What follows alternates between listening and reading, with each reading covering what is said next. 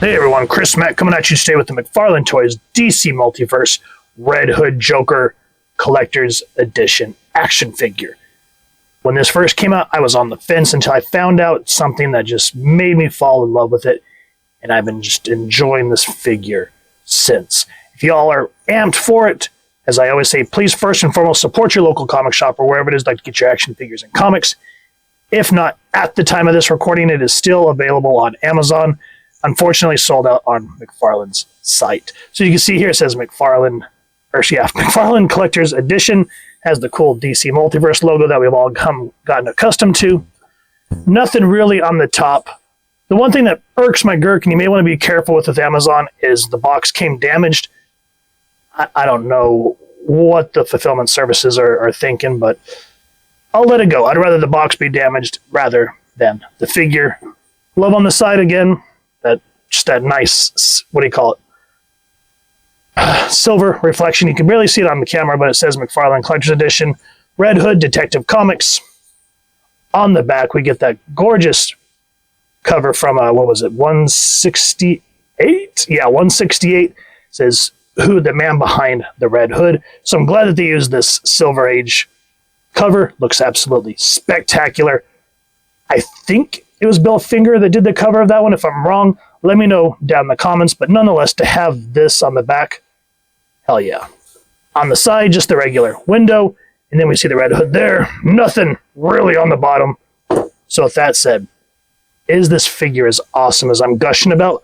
Let's crack it open and get a closer look at him. The original Red Hood is the Clown Prince of Crime, the Joker, who was created by Bob Kane, Bill Finger, and Jerry Robinson. The pale-faced menace first appeared in Batman #1 from March 1940. It was in 1951 Finger wrote an origin story for the Joker in Detective Comics 168.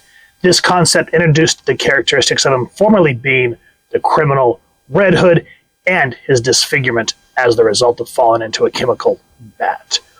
Almost 30 years later, Alan Moore and Brian Bolland loosely adapted The Man Behind the Red Hood with their 1988 graphic novel, The Killing Joke, which expounded on the Joker's origins.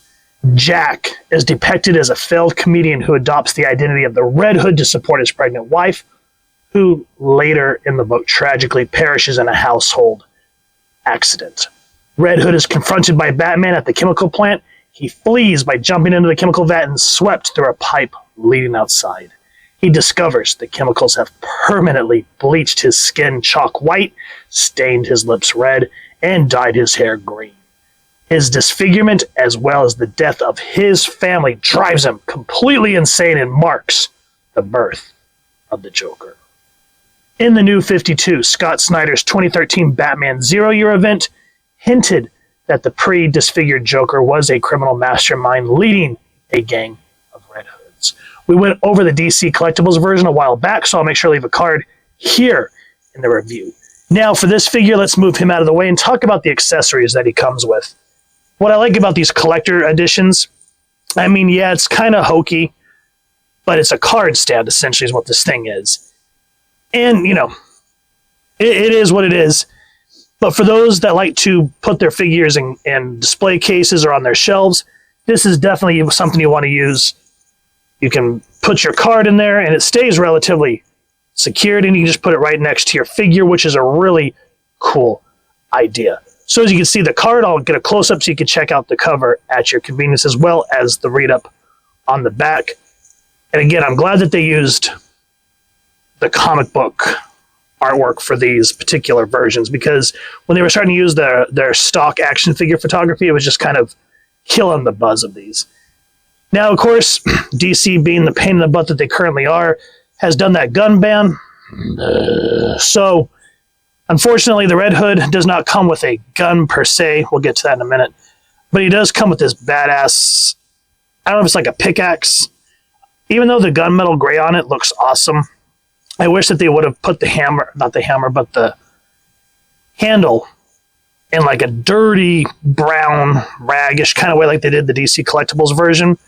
But nonetheless, that shiny silver is really going to show up nice if you do action figure photography. And when I did mine, this thing really popped. He also comes with a crossbow, and that's what I meant by he doesn't necessarily come with a gun, but he does. If you get my drift, it's not bad. I wish, again, the gunmetal, well, I guess it's more of just a plain silver, is nice, but I wish that they would have added some browns and dark wash on it. That'd been nice. Same with this really tiny flapping knife that he comes with. It's really hard to see here, so we'll do our best. Again, all silver. For the blade, that would have been great, but for the hilt, maybe brown and like a gold tip or something, or maybe purple or red. That would have been nice, but at least you come with 3 different weapons. So that's cool. And then, of course, we all know the base that these figures come with, so we're not going to bother looking at that. As for the figure, we're going to call him the figure instead of the figure. As for the figure, I love the way this figure looks. It very much has that homage to the original, the man behind the red hood, but this also screams the Killing Joke from Brian Bolland and Alan Moore.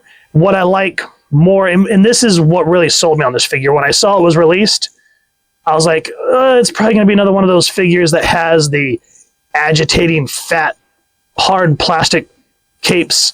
Like, there's a few Marvel Legends that I want to get, like Xavier when he's the, what was that in, what was it, Uncanny X-Men 275, when he's the leader or whatever, when he's brainwashed by Shi'ar people, and he has that badass mask on, but the cape is just another one of those big, fat, heavy capes. But I started seeing people posting photos of this, and I saw that it was a cloth bendy wire cape like so, and I went, okay, I'm sold. I'm freaking sold. And this thing is great. I've been saying it, and for those of you that have been following the channel for a while, I said that if McFarlane started doing cloth capes, he's really going to start giving like Mafex and stuff a run for their money, because Mafex is beautiful, but God, their price is just eat my lunch for dinner, essentially. So McFarlane releasing these at 20, 30 bucks a pop with this, you know where my money's going to go. We'll be going over the re-release of the Superman. It's basically Action Comics 1000, but has a cloth cape like this. Anyway, the Red Hood. The other thing that I really loved about this particular figure is just the straight-up Red Hood. Now, the Red Hood one from New 52, I liked how Greg Capullo decided to kind of give, where you can see the hint of the grim, like the sinister smile underneath. That was neat. But going for old school, which I'm always about, just seeing it completely cover his head like this, and you don't really see any gaps where it was assembled. I mean, you'll see a little bit of a seam along the top. Can't really see it on camera, but that's good. That means that they did a great job. The body mold, of course, is a Joker mold, obviously, because it has that. If you look at a lot of the Jokers that McFarlane has released, it's that body mold with that type of paint. So I'm okay with that. The one thing about this that I will say that I don't like is when me particularly, for those of us that do action figure photography, I hate these gaps. Because when you're trying to get him to run, like there's one shot that I did of him and he's running, I had to take it into Photoshop and fill in these gaps because it was showed. So the other thing that I wish McFarlane would do with these figures is the feet. He does, this particular body mold does have a bit of a problem standing on its own. And a lot of people have said that McFarlane gives them tiny feet. I wish that they would just increase the foot just ever so much, and it would just give it a lot more stabilization. So that's probably my only other gripe. But in terms of the way the figure looks, absolutely beautiful. I love those white gloves. Of course, the kind of bolo, I guess you'd say like a bolo tie type tie. I don't know. See me tie my tie, whatever. The one thing that I do hope, though, looking at this with just this jet black look, it would be great if McFarlane would release an Alfred. Because right now, the Mattel one that came out with the Killer Croc wave that we went over, that thing still holds up in 2024, and I love using it when I'm having to do a Batcave shot. I'm always using that Mattel Alfred. So if they would use this mold to give us another updated Alfred Pennyworth, that would be absolutely awesome. But for the Red Hood, it looks great. Of course, I love those old 50s dress shoes there. That looks great. And the cape, nice and shiny, nice and bendy. And that's really, again, what I said was the selling point. The articulation is great. It's going to be hard because there's no facial expressions, but you can see the face turns there, turns there. And that's another thing. Having no emotion or type of thing that you can relate to in terms of facial features, that is a challenge doing photography, because you instead of having to rely on a facial expression, you have to do just like a lot of old, like, silent film era and vaudeville actors. You have to express it through body motion. And that's what I really liked about photographing this figure, is it was a challenge to capture that with body movement instead of facialness. So that, artistic wise, that was exciting for me. Now, as we saw the head, the body does spin that way, spin that way. It doesn't have much of a solar plex bend. I mean, you can go back that far, that much forward. So I wish that's something that'd be kind of worked on, because I'm glad that it's hidden, so we don't see all those cuts like the, the Marvel Legends. But it is what it is.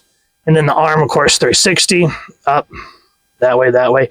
I do wish, though, that figures, the butterfly jump would start becoming like a mandatory thing, because not having that really does impede a range of motion for me. He does have the upper bicep swivel there. Double jointed elbows, which is absolutely exciting as usual. Hand goes up, hand spins, goes up and down like so. Now again, I've said this in just about all my videos, but it is imperative to make sure that when you take a figure out of the box, warm them up, either with a blowgun, not right on them because you don't want to melt them, but enough to warm them up, or hot water, however you warm up your figures. And then after that you've got them warmed up, you can feel that the joints will be nice and loose. Don't start going crazy because you're going to bust it. Just sit there and patiently start working the joints. Another thing that we will be going over with another figure, but also make sure that you can pop the heads off and the wrists, the hands off, because yeah, that's another thing that can happen. So once you've gotten your figure's joints loosened and you can move them around, then let them sit and cool off and let the plastic set. And after that, when you come back, they should be able to pose. I've seen too many horror stories on social media pages where people have bought Mayfex figures or NECA figures or McFarlane. Out of the box, snap. And I hate that it has to be on us to do that when these companies, again, companies kind of the key word here, just dumps the stuff on us and we have to figure out how to fix it. So that's what we have the community for. Now, because the legs, that way, thankfully the McFarlane figures don't suffer from the butt flap like the Marvel Legends do, so you can go back just about 90 degrees. It's just a little, I could probably warm that up, but you move the plastic jacket out of the way, moves up just nice. Double jointed knee. Toe pivot. I remember when these figures first came out, I hated that toe pivot, but I've actually gotten to like it. It's really helped in a lot of ways. Foot goes up, foot goes down, foot spinny, spinny. And then I like to, instead of having the cuts again like the Legends, you do have a bit of a thigh cut, or thigh swivel, should I say. So I'm glad that that's really been implemented with the Multiverse action figure line. So a lot of articulation, very beautiful piece. This is a definite recommend for anyone that's a huge Batman fan like I am. Now here's Red Hood, next to the different iterations of the Joker, along with our classic McFarlane's Collector's Edition Detective Comics 27 Batman, which I'm absolutely in love with this figure so far. This is the DC Collectibles Greg Capullo Red Hood Batman. This is the Arkham Asylum Joker, and then this is the Death of the Family Scott Snyder run Joker. You put all of these guys together and they just look absolutely gorgeous together.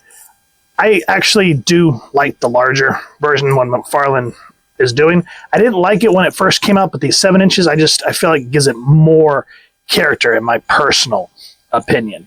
Now this DC Collectibles one that came out a while back of Red Hood 1, he still stands up pretty good, but that's because his hood here is so tall. But I just love that we now have more of an OG version and then one that was kind of a newer release here. I'm a happy camper either way.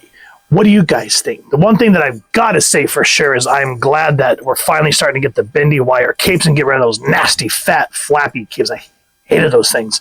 You get so much more character and depth with this. What do y'all think? Are you going to put these on a shelf and get some awesome action figure photography?